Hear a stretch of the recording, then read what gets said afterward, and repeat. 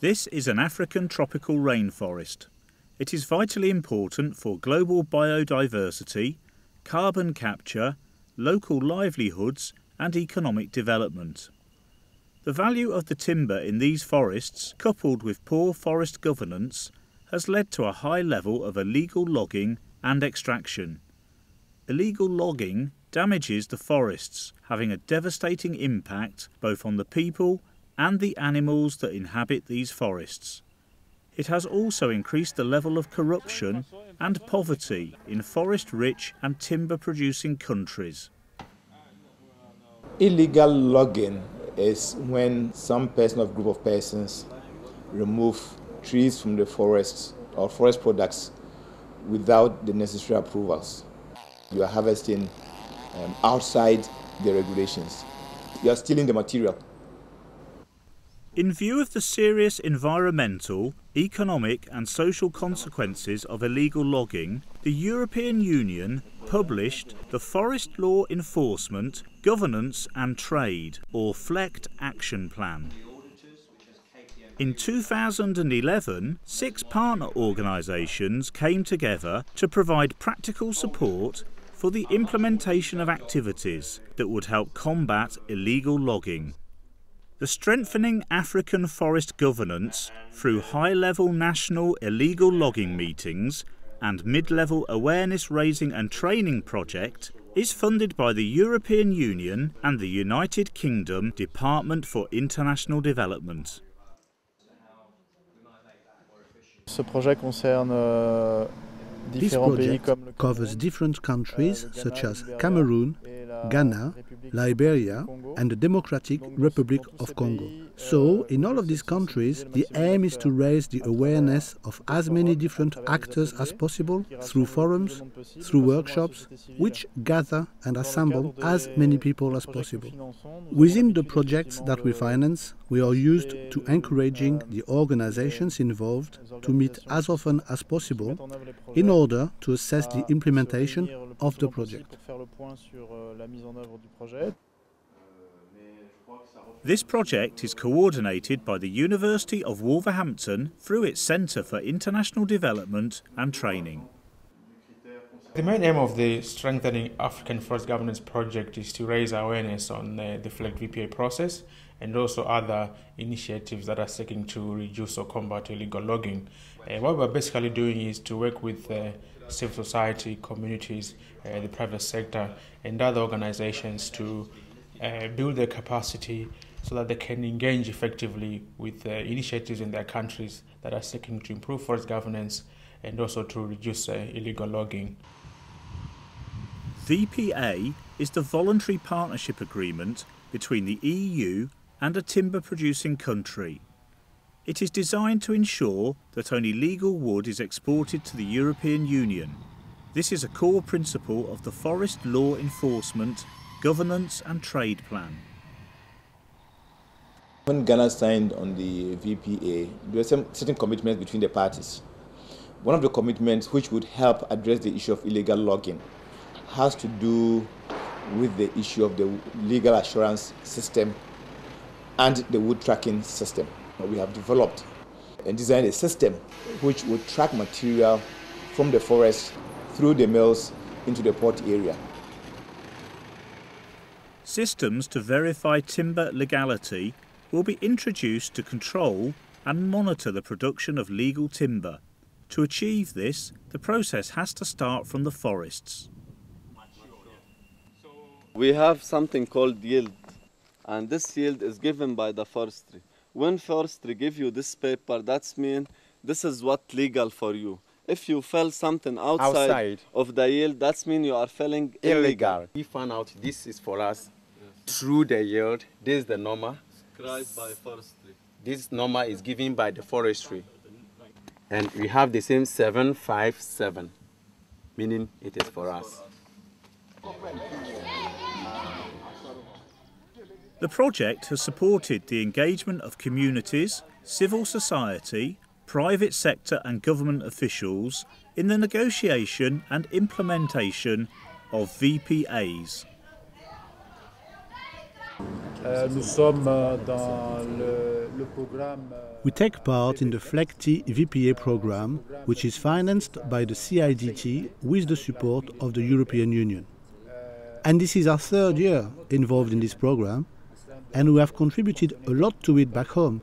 Today, the NGOs take part in a platform called FLEG TVPA. Today, through what we have done, we are pushing the negotiations forward between the Democratic Republic of Congo and the European Union within the FLEG TVPA negotiations.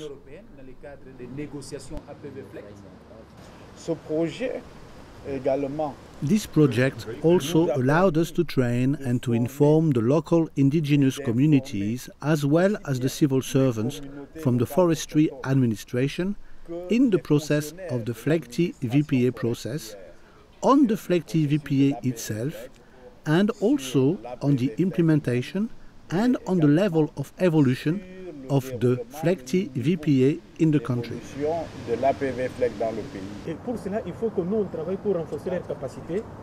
We have to work to strengthen capacity so that the communities and the civil society organizations could have an idea about the timber supply chain and about the different controls at different stages, and also an idea about the different rules that the operators must fully respect throughout the supply chain. In order to do this awareness activity, we must be able to have a basis, a good communication strategy, which will be efficient and which will allow the communities and ourselves to interact and to collaborate on this question around the project and especially after the project.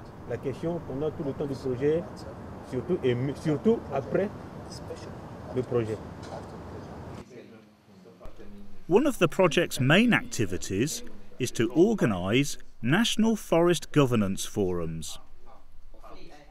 For the last forum, I thought that it was even more useful because we had both the French-speaking and the English-speaking people around, so a broader idea on what was happening in other places.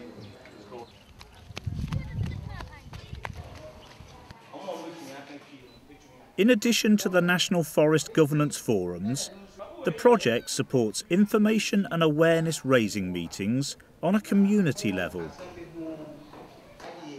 We work with communities.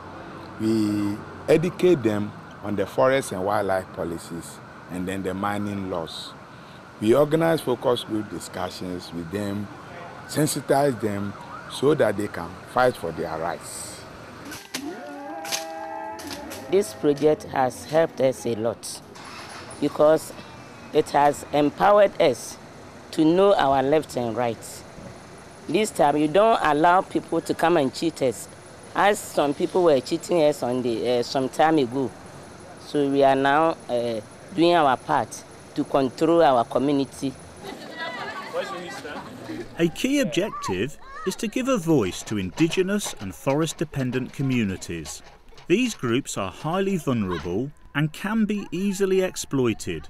Decisions traditionally outside of their control or sphere of influence can have a huge impact on their livelihoods.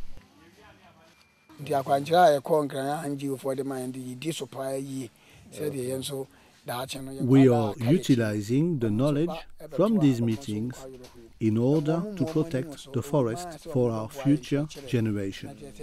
The education should not stop. It should continue so that we can learn new things.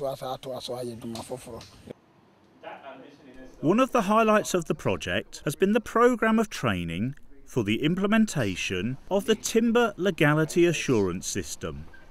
This has been undertaken in Ghana and the UK and is also planned for in Cameroon and Liberia. We didn't know how the whole process starts, but through this course I've come to realize it starts from somewhere in the bush and it ends here. There are some things like descriptions and other things that we were not familiar with. We just see them and we don't know what they are about. But now I think I know well, and it will help me in executing my job properly. The project has also organised the European-based training courses. The recent timber legality training course was targeted at the private sector. It was designed to support the building of capacity for the development and introduction of systems to verify timber legality.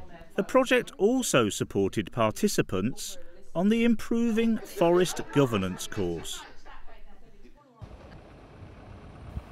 The project is helping to ensure successful outcomes of both the Forest Law Enforcement, Governance and Trade Plan and the Voluntary Partnership Agreements. The actions of the partners have resulted in a better enabling environment for effective implementation. Hoping we reach a wider area when issues are not only at their community or district level, where communities engage at the national level. There's nothing more than creating awareness within what is legal, what is not legal, how do you identify them, what are the challenges to illegal harvesting. These are issues that should be in the market, and hopefully if we do that, then we'll begin to see much stronger governance within the forestry sector. By combating illegal logging, there will be wider benefits, not just for forests, but for local people as well, even indigenous people that live in those forests. I think that's one of our sort of broader aims or objectives in terms of what the project is trying to achieve. We want them to come and continue. Yeah, we want them to continue because it has been helping us in so many ways.